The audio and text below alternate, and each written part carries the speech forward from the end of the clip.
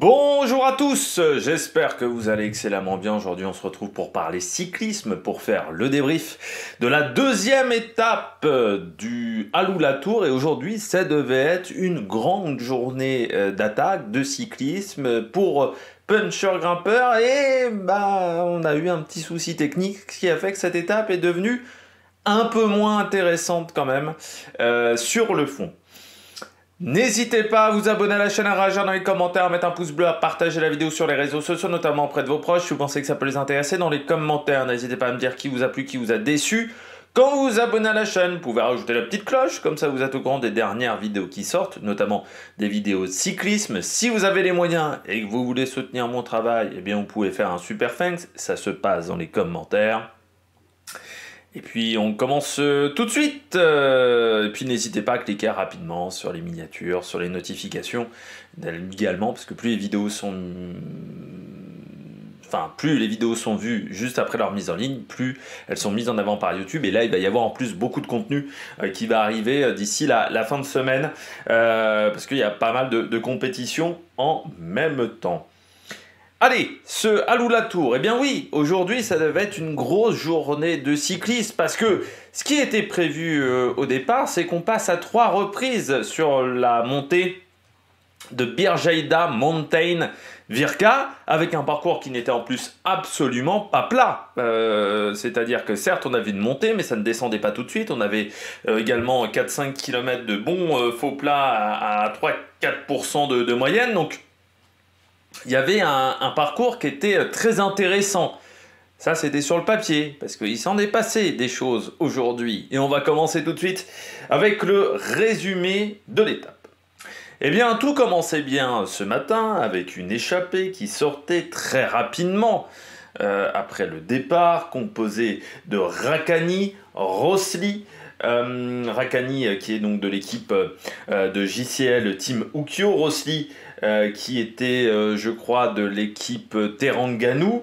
On avait également Abdul Halim qui était dans cette échappée et j'ai mal écrit donc forcément je vais avoir un problème pour me relire.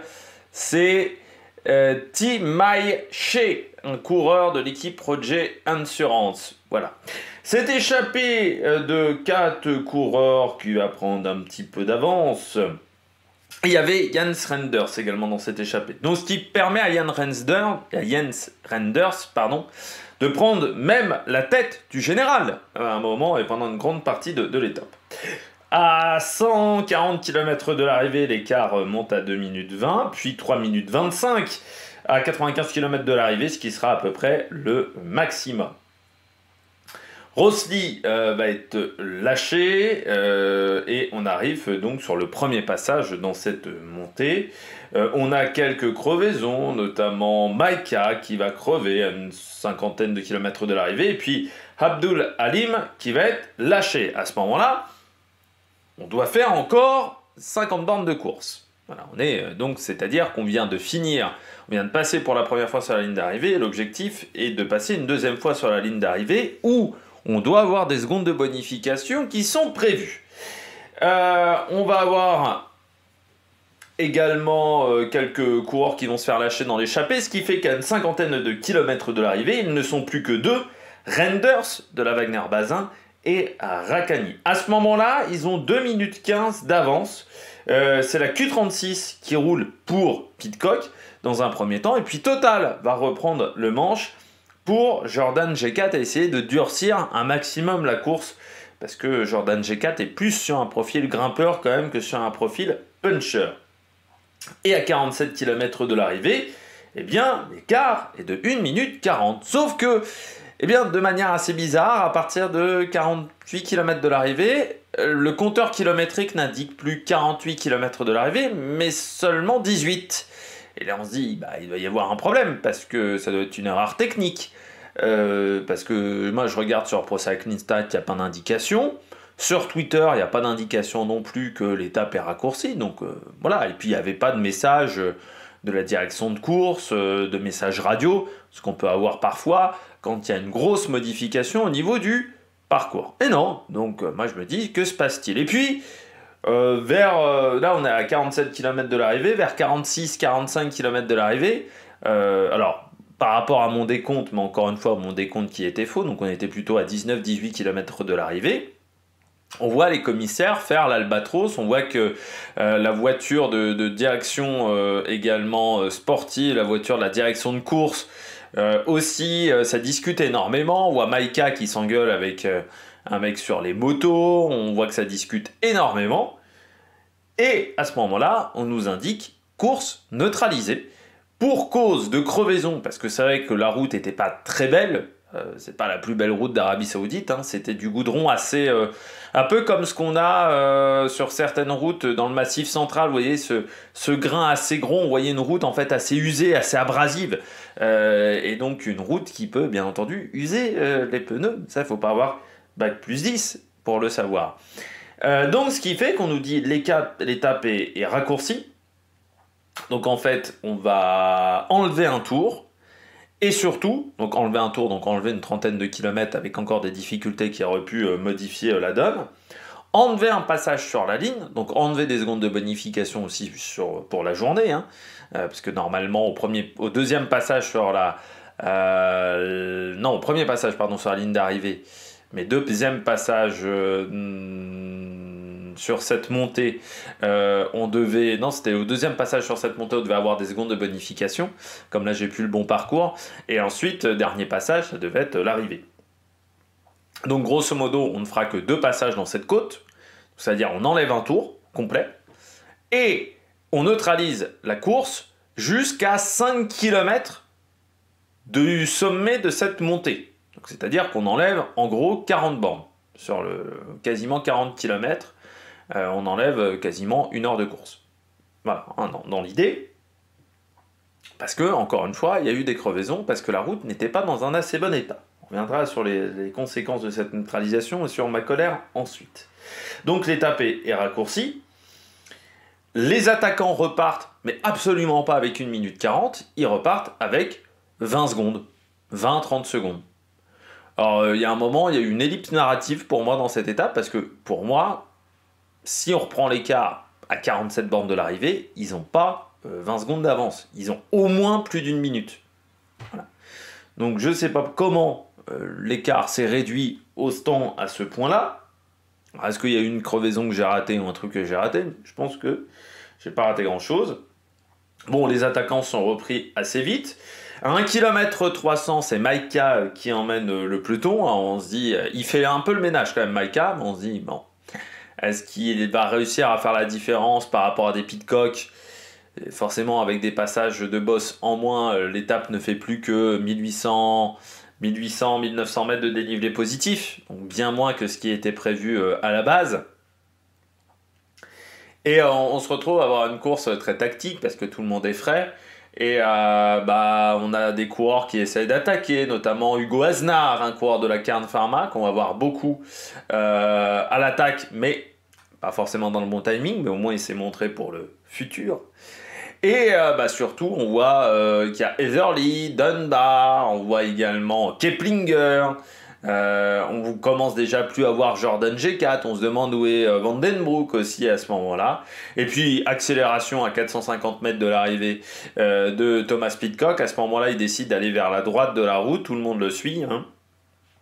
Et il décroche tout le monde, mais en 10 secondes, il a décroché tout le monde. Et il va s'imposer, je dirais, sans vraiment de difficulté, Thomas Pidcock. On reviendra également sur Thomas Pidcock. Devant, eh bien, il y a Heatherly et Keplinger. Keplinger va se mettre dans la roue d'Heatherly et il va le battre au sprint. Et puis Dunbar fait 4 devant Stéphane de Bod de la Terengganu. On y reviendra également. Et puis parmi les coureurs qui sont décevants, aujourd'hui, c'est Frank Van Den Broek et Jordan G4. On y reviendra un petit peu plus en détail. Non, on va revenir sur la neutralisation déjà dans un premier temps. Je trouve ça incroyable. Enfin, là c'est quand même ASO derrière l'organisateur, hein. C'est-à-dire, quand je dis que même les organisations de grandes courses, c'est de moins en moins bien, c'est que, voilà, depuis la Covid, on voit quand même une nette différence sur les organisations de courses. ASO, à une époque, c'était irréprochable. Ça fait quand même depuis quelques temps qu'on sait que c'est plus irréprochable ASO en termes d'organisation. Là aujourd'hui, sur cet Alou-La-Tour, parce que incroyable quand même qu'il n'y a personne qui ait foutu les pieds sur l'arrivée pour voir que oui, la descente était sur une route qui était très rugueuse, très abrasive, et que ça pourrait poser problème aux pneus de vélo. Voilà. Ça sert à rien de vouloir foutre des voitures de sécurité, hein. Ce qui est une annonce qui a été faite. Moi, je considère que ça n'a aucun intérêt parce que déjà, on peut neutraliser une étape, hein. Donc ça existe déjà, donc ça sert à rien de rajouter une voiture. C'est vrai qu'il n'y a pas déjà assez de véhicules dans un peloton cycliste pour pas grand-chose. Par contre, moi, ce qui, je pense, est beaucoup plus intéressant, c'est qu'on ait des organisateurs de course qui découvrent pas les routes juste au moment du passage de la course. T'as l'impression, là aujourd'hui, c'est l'impression que j'ai, hein, que les organisateurs ont découvert la route au moment où ils sont passés. C'est-à-dire qu'il n'y a eu aucune voiture avant qui est passée pour voir l'état de la route. J'ai vraiment l'impression que tous les mecs étaient surpris. Oh, bah tiens, une route abrasive, ça use les roues quand même, ça use les pneus, ça peut créer des crevaisons. Surtout que la route était abrasive, mais qu'on est en Arabie Saoudite. C'est-à-dire qu'il y a du sable qui se fout, il y a des petits cailloux qui se mettent, et forcément des petits silex, ça fait des crevaisons. Mais c'est incroyable que les organisateurs de course n'en soient pas aperçus avant. Enfin, quand tu vois l'état de la route, tu te dis, celle-là, ouais, elle va pas être bonne. C'est dingue. Parce que déjà hier, à un moment, on a un passage pendant 1 ou 2 kilomètres, hier, sur une route qui est à peu près dans le même état. Je me suis dit, ah bah dis donc, on est sur une route qui est bien plus sale et je pense qu'on va avoir des crevaisons. Je crois que c'est même là où Merlier crève. Je sais plus si c'est pas là où Merlier crève ou Etherly. C'est un des deux qui crève à ce moment-là, sur ce passage-là, hier. Putain, c'est incroyable. Là, aujourd'hui, le cyclisme, c'est encore ridiculisé. Alors, c'est pas la première fois hein, que le cyclisme se ridiculise. Bon, au bout d'un moment, ça commence à être dur, quoi. Ça commence à être dur. Là, aujourd'hui, c'est pas normal que les mecs s'aperçoivent au dernier moment que, oui, la route est usée. Dingue. C'est dingue. Mais encore une fois, s'il y avait... moi, de toute manière, je le dis depuis des années, je suis partisan qu'il y ait des organismes indépendants, avec des coureurs, avec des organisateurs, avec d'anciens coureurs, avec des organisateurs, avec d'anciens managers, qui délivrent les autorisations pour les parcours de course cyclistes.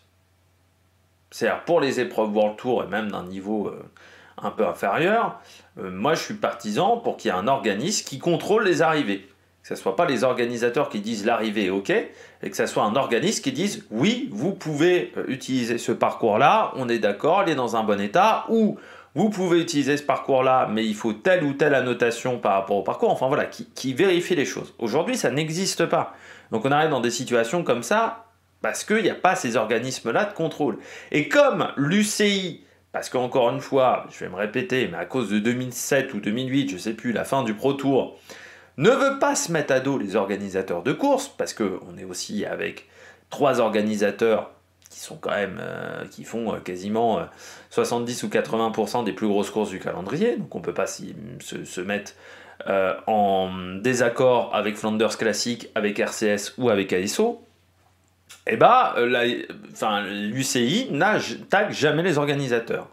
Que ça soit sur le Tour de Turquie, mais que ça soit aujourd'hui sur la Lula Tour, ça fait depuis des années que je dis les organisateurs sont responsables, notamment des chutes l'an dernier sur le Tour du Pays Basque, parce que l'état de la route n'était pas bon, mais aussi de ce genre de problème. Par exemple, hier, on a 2 demi-tours qui ne servent absolument à rien, un circuit final qui est dangereux et qui ne sert à rien. Là, aujourd'hui, donc, le parcours n'est pas empruntable par les coureurs.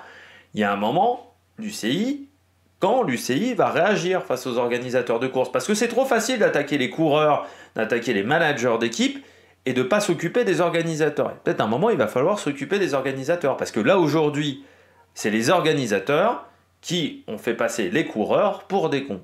Et moi, ça m'énerve énormément. Bon, après, c'est pas comme si je me répète un petit peu dans ce genre de choses depuis des années. Bon, on regarde tout de suite les coureurs au top. Attaque de Marlou! Eh bien, malgré cette étape tronquée, on a quand même des choses à dire. On commence avec Tom Pidcock. Pas mauvais Pidcock aujourd'hui, hein. Ouh, il a pas été mauvais aujourd'hui, Pidcock. Non, mais on a compris quand même assez vite qu'il avait envie. Enfin, déjà hier, hein, j'avais dit, bon, l'équipe avait beaucoup d'envie, mais c'était un petit peu tout dans le désordre. On sent quand même que Pidcock, il a envie de démontrer des choses cette année. Je pense à Ineos, parce que ça s'est mal passé sur la fin. Après, bon, le choix de Q36.5 me paraît quand même surprenant, mais on y reviendra quand on fera la présentation de cette équipe, mais il a envie de démontrer des choses, Pidcock. Et il a envie de démontrer qu'il a passé un cap. Et là, aujourd'hui, l'attaque qu'il fait... Alors, je sais bien que c'est pas Van Der Poel derrière et Wout van Aert et des mecs comme ça, mais ou Pogacar ou des mecs comme ça, mais personne n'a été en capacité de réagir. C'est-à-dire vraiment, quand il accélère, tout le monde est dans la roue. Hein. C'est-à-dire que 200 mètres avant, tout le monde se met dans la roue de Pidcock. Tout le monde sait que c'est le favori aujourd'hui. Il a la pancarte. Et pourtant, personne n'arrive à suivre la roue. Et là, il attaque à 450 mètres, il fait que 10 secondes d'écart. Mais en gros, il aura attaqué 1 kilomètre avant, il faisait aussi l'écart, parce qu'il avait une facilité dans la roue de Maïka. Moi, ça m'a impressionné la facilité qu'il avait dans la roue de Maïka. Vraiment, il fumait la pipe, quoi, hein, dans la roue de Maïka. Hein. Enfin, il n'était pas totalement dans la roue, il était un peu derrière, mais il fumait la pipe. Je trouve son coup de pédale qui est très bon. Moi, j'avais un peu des doutes, quand même, hier, même avant le départ de cette course, c'est pour ça que je ne l'ai pas mis en archi favori, parce que j'avais des doutes en me disant, il n'a pas fait de cross cette année, hein, il n'a pas fait de cyclocross, est-ce qu'il va pas être un petit peu en retard en termes d'état de forme par rapport à d'habitude, où il faisait au moins 5-6 crosses dans l'hiver. Là, il n'a pas fait de cross, bah non, il s'est très bien débrouillé, parce qu'il se connaît bien aussi, Pidcock. Il sait se préparer. Pourquoi il sait se préparer? C'est un mec qui vient du VTT. Le VTT, t'as pas 50 000 courses dans l'année. Donc il faut être prêt à des moments précis, notamment au championnat du monde, au jeu. Donc il faut être prêt pour ta saison qui dure, on va dire, ça doit être de avril. Je sais même pas si c'est avril, le début de la saison de VTT, c'est peut-être même après, mais jusqu'à septembre, quoi, l'année de VTT. Donc faut être prêt. Et Pidcock sait se préparer pour des objectifs précis. Il l'a quand même démontré l'an dernier pour les Jeux Olympiques, notamment. Donc ça, c'est ce qu'il a réussi à faire. Et là, aujourd'hui, oui, il était en forme. Et puis, les autres, ils vont s'en souvenir quand même de Pidcock. Parce que là, ça fait mal quand même. Hein, ça doit chauffer un petit peu. Et quand on le voit partir aussi fort. Je pense qu'il avait envie de démontrer des choses. Et je pense que ça va être son envie cette année sur les classiques, quand Q36 sera invité, c'est de démontrer qu'il est capable de rivaliser avec les meilleurs, dans beaucoup de domaines. Pas dans tous les domaines, mais dans beaucoup de domaines. Deuxième coureur top, Stéphane de Bod. Oui, Terengganu. Je ne le voyais pas favori du tout sur cette course aujourd'hui. Stéphane de Bod, pour moi, c'est un rouleur, le Sud-Africain. C'est toujours là, on l'a vu s'exprimer chez EF. C'était en tant que rouleur de contre-la-montre. C'est pas en tant que puncher. Donc le voir 5e aujourd'hui, parce qu'au départ je me suis dit, c'est qui le Terengganu? J'ai vu passer le maillot d'un Terengganu à l'arrivée, je me suis dit, c'est qui le Terengganu? Puis après, le classement s'affiche, je me dis, putain, c'est de Bod. Alors là, j'ai été un peu sur le cul, pour tout vous dire, parce que pour moi, de Bod, c'était un rouleur. Donc, il a des qualités sur ce type de montée. Je pense pas qu'en plus ça soit un puncher, donc c'est-à-dire qu'il grimpe bien.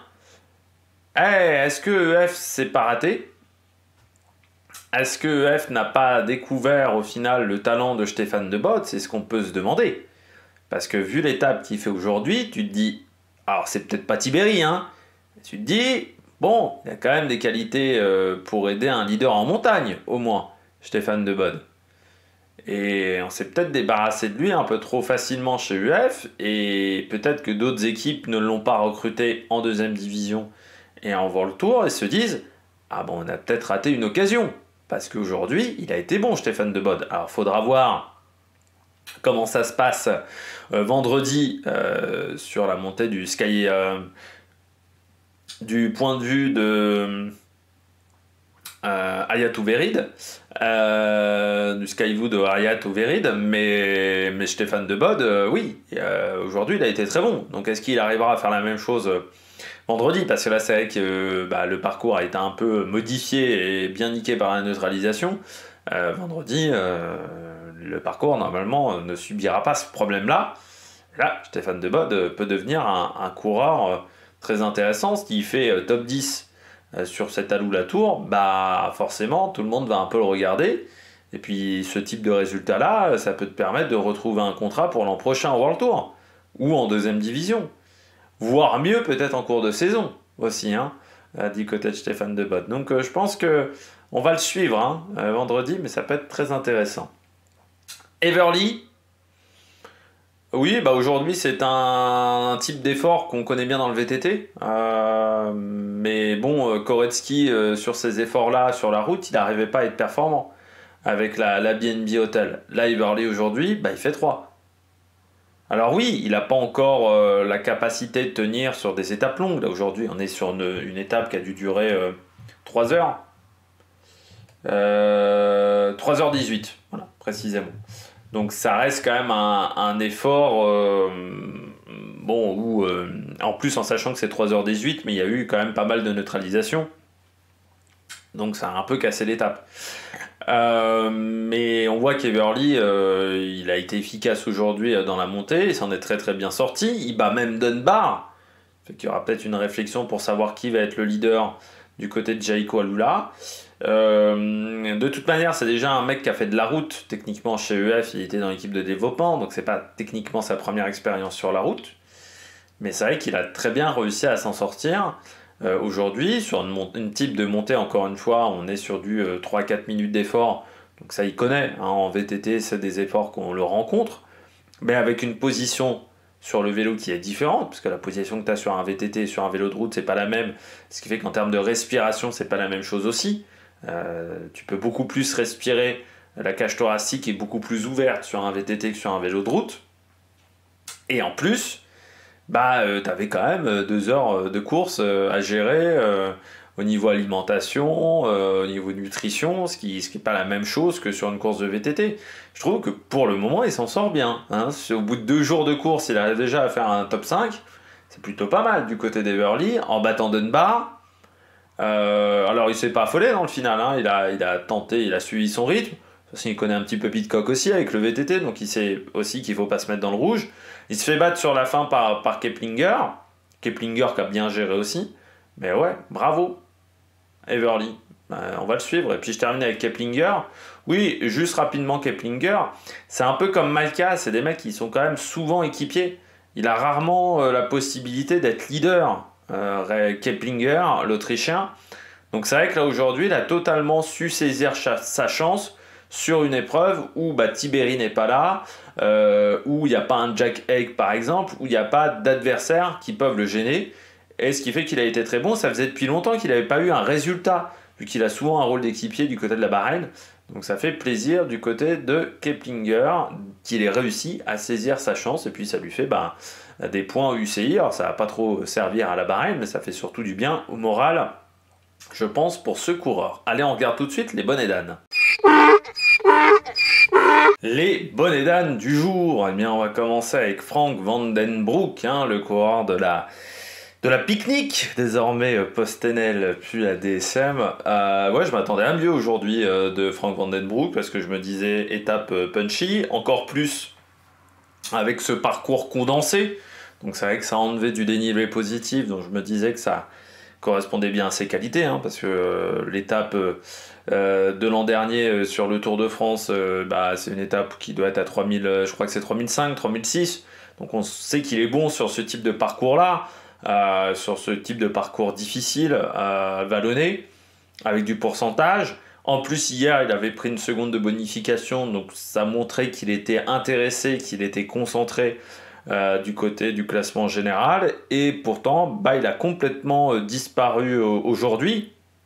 Alors certes, son équipe est surtout focalisée sur Fabio Capsen et focalisée sur le sprint, mais étant donné que l'étape était raccourcie, le fait d'avoir une équipe solide autour de soi avait quand même assez peu d'intérêt, parce qu'on s'aperçoit que Pidcock, c'est pas grâce à ses équipiers qu'il a gagné l'étape.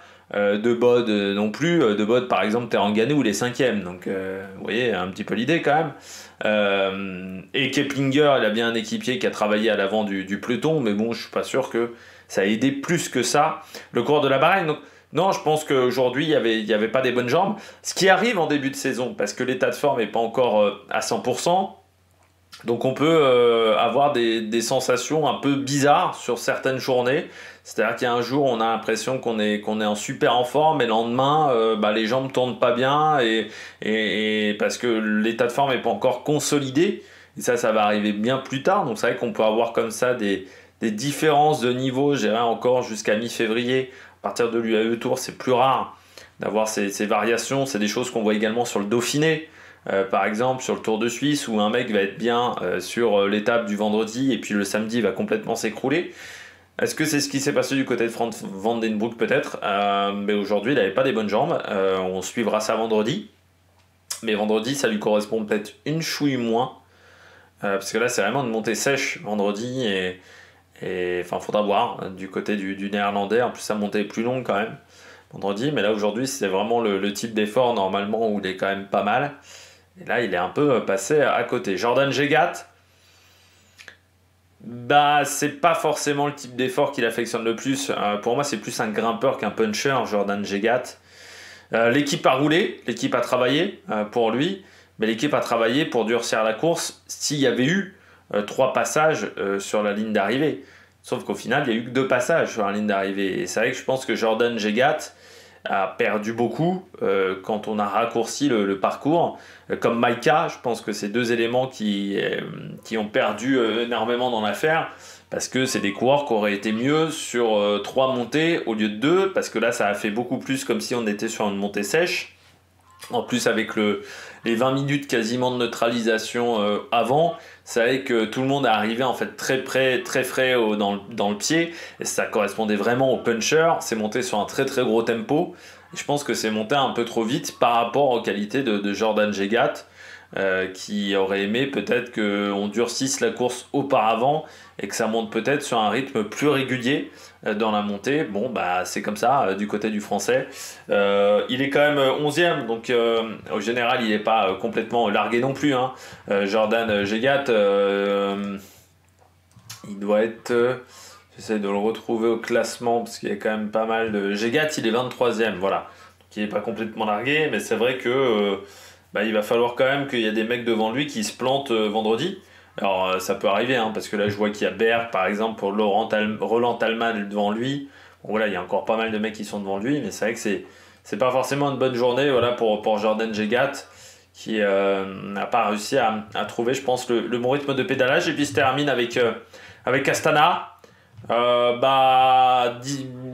inexistant sur cette course. Ils ont décidé Astana de faire beaucoup de courses en début de saison, c'est normal, ils veulent essayer de marquer le maximum de points au niveau UCI. Il y a 2 raisons à ça. Bon, ils croient toujours en la possibilité de rester en World Tour. Ça me semble compliqué, mais il y a le classement de fin de saison, où je rappelle que la première équipe UCI au classement World Tour, qui n'est pas une équipe World Tour, donc ça sera le cas d'Astana en fin de saison si elle retombe en 2e division, eh bien a l'invitation d'office à toutes les épreuves du World Tour. Donc en fait c'est comme si c'était une équipe World Tour. L'objectif d'Astana, c'est d'être dans les 2 premières places. Les 2 premières places te permettent de faire les 3 grands tours par exemple. Donc ça c'est hyper intéressant. Donc ça va être ça l'objectif d'Astana.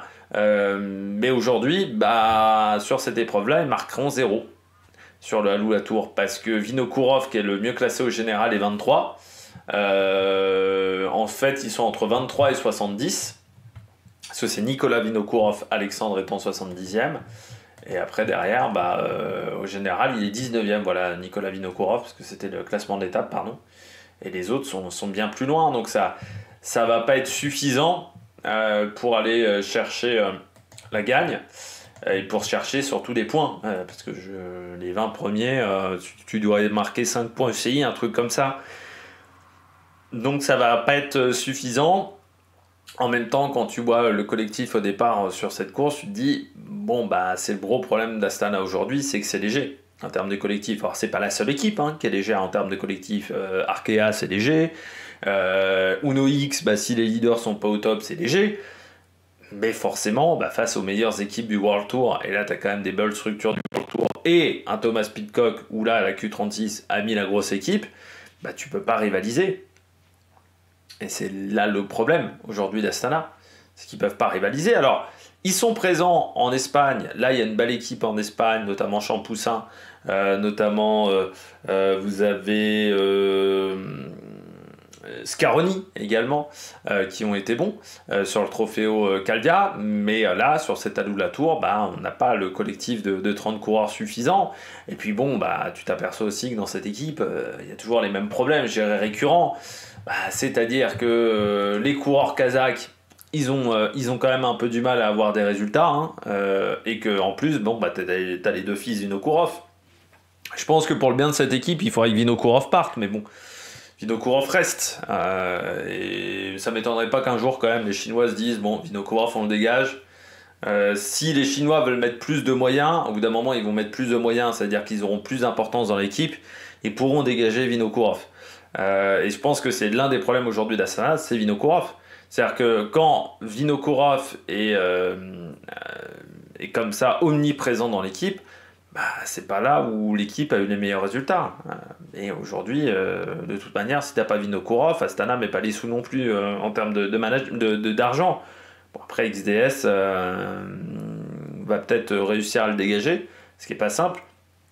Mais bon, Alexandre Vinokourov, donc fils, pour l'instant, il ne nous émerveille pas par son talent et dans les catégories jeunes non plus. Bon, Nicolas Vinokourov, là encore aujourd'hui, il n'a pas fait de mauvaise journée. C'est pas non plus le meilleur coureur. Et en plus, Nicolas Vinokourov, la veille, il était dans l'échappée. Et ouais, tant que Vinokourov sera à la tête de cette équipe, je pense que cette équipe aura quand même du mal à avoir des grands résultats.